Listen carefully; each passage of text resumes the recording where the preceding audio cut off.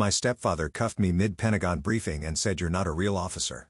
I stood there in uniform as the call froze on screen. 5 SUVs. Military response. You're not fooling me anymore, Madison. Hands behind your back now. That was the last thing I heard before the door splintered. I was in the middle of a live, secure Pentagon briefing. 5 senior officers on screen.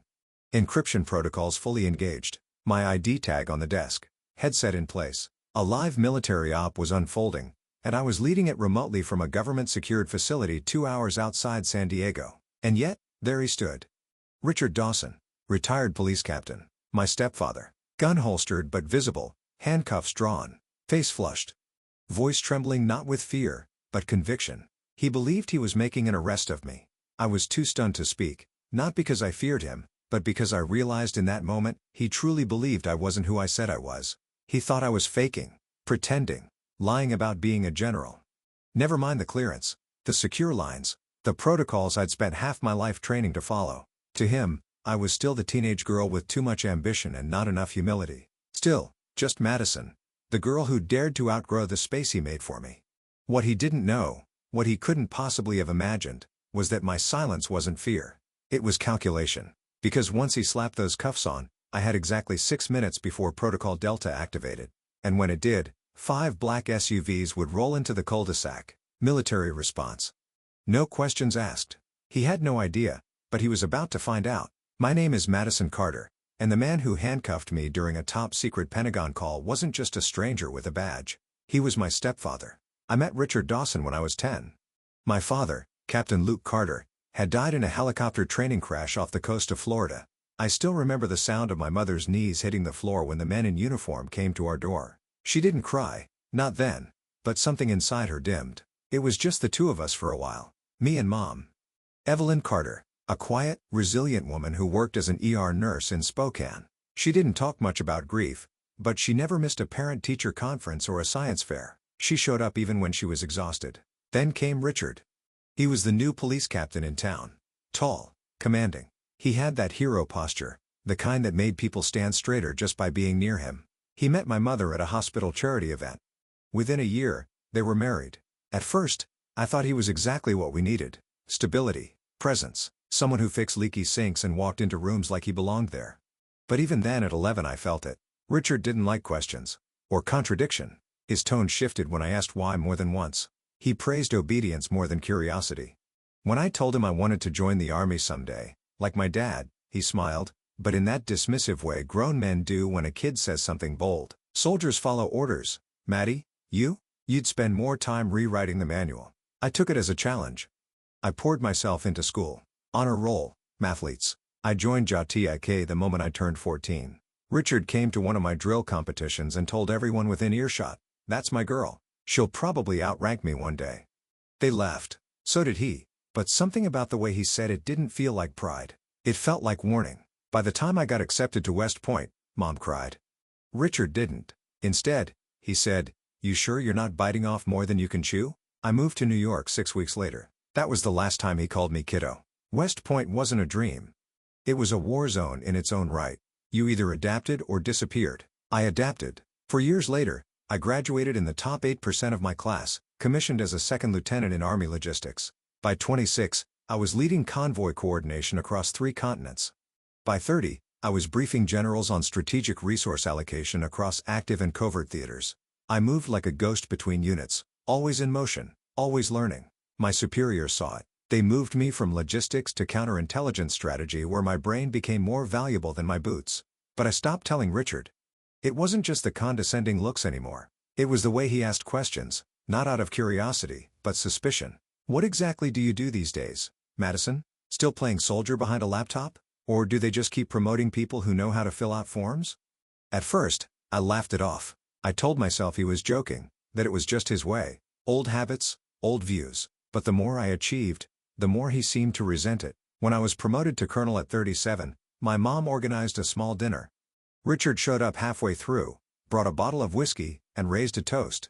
To Madison, he said, "For getting promoted than anyone I've ever seen must be some kind of quota thing." Everyone laughed politely. I excused myself after dessert. From that point on, I kept my professional life sealed off, especially when I was recruited into a classified joint task force. Operational secrecy was mandatory, but with Richard, it was survival. He couldn't stand not being in the know, not having access, not being the most authoritative man in the room. I still remember the first time I lied outright. He'd asked why I was flying to DC on a weekend. Training, I said. Nothing big. In reality, I was briefing a Senate committee under deep cover. But he didn't need to know.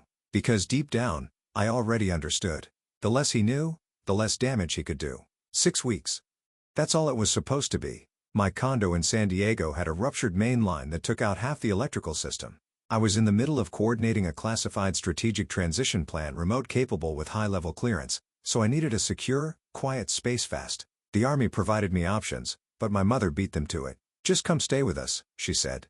"The guest room is barely used. Richard's home most days, but he'll stay out of your way." That was optimistic. I hadn't lived under the same roof as Richard Dawson in over 15 years, but 6 weeks felt manageable. Besides, the house was technically part of a secure officers' housing community in Sacramento. With a few portable systems and encrypted channels, I could work uninterrupted, or so I thought. I arrived on a Monday. My mother greeted me with homemade soup and folded towels. Richard gave me a nod from the living room recliner, remote in hand, police scanner playing softly from his phone. I set up my equipment in the guest room, my old bedroom. Same pale green walls, same creaky floorboard near the closet. But now, a lock on the door, standard regulation for remote secure calls. At first, everything was fine. Mom respected my space. She knocked before entering. She even learned to identify the red indicator light on my door that meant live connection in progress. Richard? Not so much. Day 2, he knocked 3 times during one call. Asked if I wanted coffee, if I'd seen the dog leash, if the ceiling vent felt off. Day 3. He lingered outside my room while I was briefing my regional team. I could see a shadow pacing under the doorframe. When I stepped out to get water, he asked, too casually, "That another Zoom with your book club?" I smiled. "Work call." He tilted his head. "Your mother said you're in logistics. Kind of a stretch to need military-grade privacy for inventory reports, don't you think?" I didn't answer. Because that's the thing with men like Richard. They don't want real answers. They want confirmation of the version of reality they've already written. Later that night, I found my laptop lid slightly ajar. The security settings indicated it had been moved. I didn't confront him. I changed my passcodes, installed biometric access on my files, and tightened the already narrow funnel of information I allowed out. But I should have known. For a man who built his identity around authority, not knowing wasn't just uncomfortable. It was intolerable. By the end of week 2, it was no longer passive aggression. It was surveillance. Richard had always had a thing for situational awareness. Even when I was a kid, he'd narrate news stories like they were tactical reports. He saw patterns no one else did, at least in his mind. And now? I was the pattern. I started finding notes on the notepad by the kitchen phone. Wednesday, 1400 to 23-minute call, said exfil twice. In the garage, a scrap of paper with names from my contact list, misspelled, but phonetically close. Franklin Hayes, Lieutenant Colonel Jarrett? He was logging my activity. When I confronted him lightly, "Hey, can you stop listening outside my room?" He didn't deny it. "I'm not listening," he said. "I'm observing." That's when it clicked. He wasn't just suspicious. He was preparing something. He genuinely believed he was doing law enforcement work. It got worse.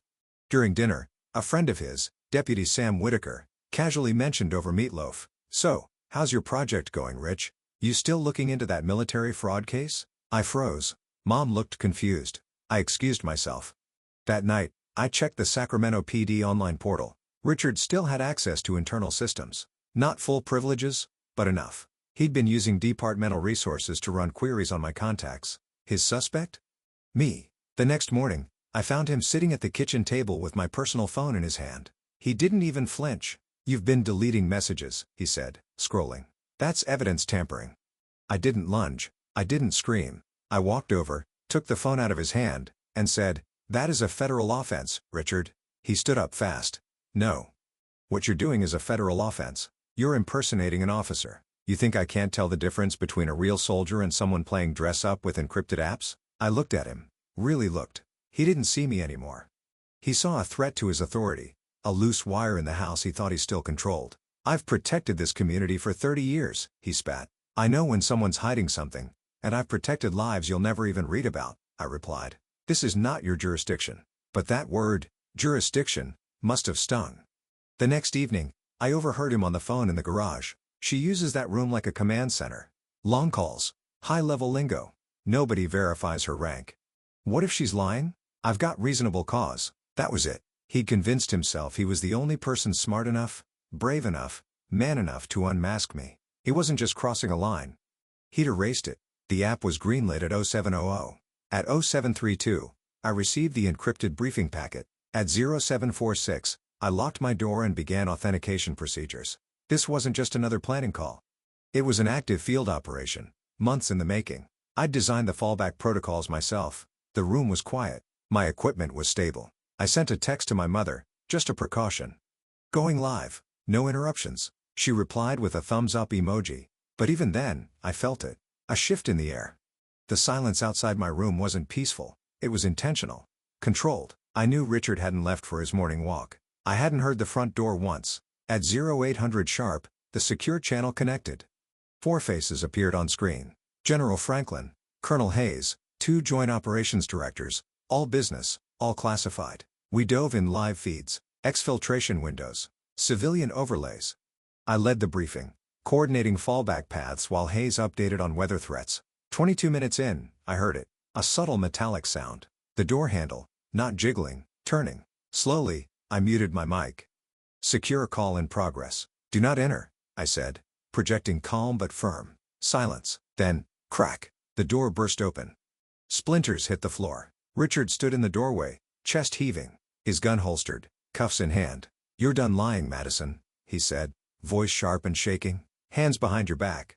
Now. I didn't move. On my screen, the faces froze. General Franklin's jaw tightened. Colonel Hayes reached for something off-screen. General Franklin, I said, clearly unmuting. Protocol Delta is now in effect. Confirm. He nodded once. Confirmed. Security response en route. The screen cut to black. Connection terminated. Protocol activated. Richard stepped closer. You think that scares me? He spat. You've got fake generals on Zoom and some encryption app and think that proves something? I've worked cases like this. Stolen valor identity scams. Hell, I arrested a guy last year who called himself commander, had the fake badge and everything. Richard, I said, standing slowly, you need to step out of this room. Right now. He grabbed my wrist. You're impersonating a federal officer using government channels and harboring encrypted intel. That's felony-level fraud. You're assaulting a uniformed military officer in the middle of a classified operation. He tightened the cuff. I'm detaining you until someone with actual clearance can sort this out. Click. The metal locked around my wrist. My mother appeared in the hallway. Richard, she gasped. What are you doing? Protecting national security, he snapped, yanking my other arm behind my back. She's not who she says she is. She never has been. Click. I didn't resist. I didn't shout because I knew exactly what was coming. 3 minutes later, the sound of engines echoed through the street. Tires skidding. Door slamming. Richard looked up confused. Then, through the window, black SUVs. 5 of them. Doors opened in sync. Tactical boots hit the pavement. He backed toward the wall. This is some kind of trick, he said. Some setup. Footsteps pounded up the front steps. A loud, commanding voice boomed. United States military. Open the door. My mother bolted to unlock it. Evelyn, don't. Richard started. Too late. They filed in fast, smooth, controlled, weapons holstered but ready. The first officer, tall, unshaken, spoke with authority. Sir, step away from Major General Madison Carter immediately. Richard blinked. What? The officer repeated. You are currently restraining the Deputy Director of Joint Strategic Operations. His hands shook. No, that's impossible. She's a logistics officer. She pushes paper. The officer stepped forward. That was her cover. You've compromised a Level 1 classified briefing. Turn over the key. Now. Richard fumbled, stumbled, unlocked the cuffs. The moment they clicked off, 2 officers flanked me, guiding me gently to my feet, shielding my body from Richard's reach. Are you injured, General? Negative, I replied, but I'd like him processed accordingly. As they began securing the room, my mother stood frozen near the door, watching the men and women in uniform, armed, coordinated, professional, address me not as a daughter, not as a child, but as a general. Her eyes filled with tears. Richard? He just stood there, jaw slack, face pale, shoulders caved in. His narrative? Shattered. The cuffs hadn't even been locked in the evidence bag yet when Richard started defending himself. I didn't know, he kept saying. I thought she was pretending. I thought she was lying. But that was the problem. He didn't know because he never asked. He thought because he couldn't accept. That night, I was debriefed at a secure holding facility 40 miles outside Sacramento. The command team had already assessed the breach. My emergency protocol worked. The operation had been temporarily paused, but no data had been compromised. Richard, meanwhile, was transferred to military custody. Because of his interference with a classified federal briefing, misuse of law enforcement authority, and unlawful detainment of a ranking officer, he was now under federal review. I requested, firmly, that he be processed through military intelligence channels. Not to protect him, but to protect my mother. I knew how this would hit her. When they brought Evelyn Carter to the holding center, she walked in as if the floor might collapse under her. "Madison," she whispered, "they're calling you General?" I nodded. "That's my rank, Mom. I've held it for almost 2 years." Her face crumpled all this time. "And you never told us." "I couldn't, not legally." "You know that? You've seen the clearance signs on my laptop, the red lights, the protocols. But Richard thought you were." "He didn't think," I said gently. "He decided. He couldn't imagine a world where I was more than he'd allowed me to be." She sat down slowly. "I always knew you were smart. Driven. I just didn't know you were carrying all this." "That's the job," I said. "And the cost." She twisted the wedding ring on her hand. Her eyes were distant. "When I saw him standing over you like that, the gun, the cuffs, I didn't even recognize him." I stayed quiet because what could I say? He wasn't a stranger to me. He'd always needed to be the authority in the room. The one who set the rules. Who determined the pecking order. He just couldn't handle when someone else walked in already outranking him. "Will he go to prison?" she asked. "Not federal," I said. "I've requested internal processing. He'll face charges, yes. He'll lose his credentials, but he'll get a chance to understand what he did." Her voice cracked. "And us, I'll make sure you're okay. I've arranged a temporary place for you in officer family housing until this is over." She looked at me differently after that. Not like a daughter anymore. Not just like a woman she was only now beginning to know. They asked if I wanted to speak to him. Richard Dawson. He was being held under administrative watch in a secure wing of the Joint Operations Base, pending charges. I could have said no, could have walked away and never looked back. But there were things he needed to hear. From me. Not from a judge. Not from a lawyer. From the woman he tried to erase. When I entered the room, he looked up, his eyes dull. No defiance left. He opened his mouth, but I lifted a hand. "You don't get to talk first this time." He sat back. I took the seat across from him. No barrier. No shield. Just two people and all the damage in between.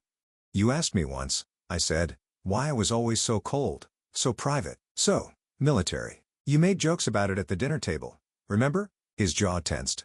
"You said I had no warmth, no softness, that I couldn't be a good woman because I didn't yield." I leaned forward. "You didn't know I was serving. That every time I disappeared for a contract gig, I was under classified orders. That while you called me a burden, I was sitting across from generals briefing them on weapons integrity and satellite defense." He didn't respond. His hands were locked together, wrists still red from where the cuffs had been. "You didn't just doubt me, Richard. You tried to shrink me, to make yourself bigger by cutting me down." "Finally," he said quietly, "I was scared." I blinked. "I saw those messages with someone called Commander Shaw. I thought you were playing some role, pretending. And then when I asked Devlin, she didn't know either. You had all this power, and you never said a word. You were scared I had something you didn't control." He didn't deny it. "I'm not angry anymore," I said. "Not even hurt. That part of me, what you used to call fragile, it's not yours to break." He swallowed hard. "You won't go to prison," I continued. "I requested internal discipline procedures. But, you'll never work in law enforcement again. And your credentials revoked. Your name will carry that record." He looked up. "Why didn't you bury me?" I stood. "Because I didn't need to. You did it to yourself the moment you raised that gun to my head in my own home." As I reached the door, he called after me. "Does Evelyn still love me?" I paused, but didn't turn. "She's figuring out who she is without your voice in her ear. Maybe give her space." Something neither of you ever gave me. And with that, I left. 2 weeks passed. The investigation concluded. The administrative board accepted my formal statement. Richard Dawson was dismissed from his role at the Sheriff's Department and placed under permanent ineligibility for government service. It wasn't revenge. It was clarity. It was drawing the line finally for myself and for everyone who thought silence meant submission. But something harder came after. One afternoon, I pulled up to my mother's porch. I sat in the car for nearly 10 minutes before I could open the door. When she answered, Evelyn looked older. Not tired, but like someone finally sitting under her own weight after years of pretending to float. "Hi, Mom." Her eyes welled up immediately. She opened the screen door and stepped aside. I followed her into the same living room I once escaped from with a go bag and bruised wrists. There was no TV on, just quiet, and an open window letting in spring air. She sat on the edge of the armchair and looked at me like she didn't know where to start. "You are protecting national security," she finally whispered. "And I didn't even know what you did. I thought you were just traveling between jobs." "I know," I said softly. "I thought the military was what ruined you," she said. "But it's what saved you, isn't it?" I nodded. "It gave me structure. Purpose. People who saw what I could do, not what I lacked." She wrung her hands. "Madison, I didn't protect you from him. That's something I have to live with. I let him dismiss you for years. I chose comfort over truth." I didn't say anything for a moment. Then I said, "It wasn't your job to fix what he broke, but it was your job to see it." She looked down. I leaned back on the couch and exhaled slowly. "I don't want to go back to what we had," I said carefully. "But I'm open to building something new. If it's honest, if it's mutual, if it's not on his terms." Her head shot up. "He's not coming back here. Not ever." I believed her. We sat in silence. A silence that wasn't sharp this time, just still.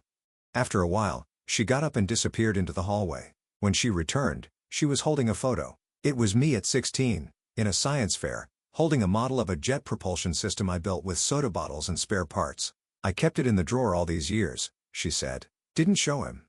I smiled. "You should have framed it." She looked at me with a softness I hadn't seen since I was a child. "Maybe now's the time." 1 month later, I stood outside a hangar on base, watching a new class of young cadets arrive. It always hit me, how green they looked, how raw, how much they reminded me of myself at 21, dragging a duffel bag, hoping someone would look past my name and see my drive. Now, they saluted me. "General Carter," one of them said, pausing mid-step. "Ma'am." I nodded. "Carry on." The door closed behind me. I walked past the briefing room, that briefing room, and up the stairs to my office.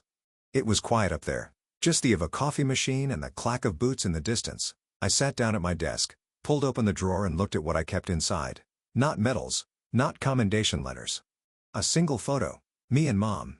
Taken a week ago. She'd come to a ceremony on vase, stood at the back, quiet, but present. She wore the same navy blouse she'd worn to my high school graduation.